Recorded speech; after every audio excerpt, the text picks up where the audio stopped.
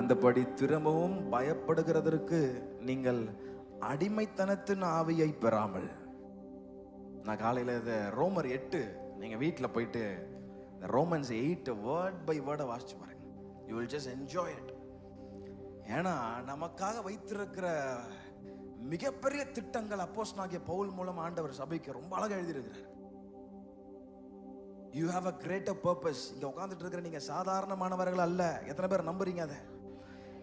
இப்ப இருக்கிற சூழ்நிலைமையை வச்சு கர்த்தர் எப்படிப்பட்டவர்ன்றதை கணக்கு போட்டுறாதீங்க. அல்லேலூயா.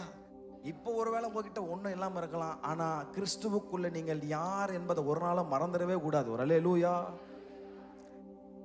ரோமர் 8:15 அந்தபடி திரும்பவும் பயப்படுகிறதற்கு நீங்கள் அடிமைத்தனத்தின் ஆவியை பெறாமல் அப்பா பிதாவே என்று கூப்பிடுகிற புத்திர சுபிகத்தின் ஆவியை பெற்றீர்கள்.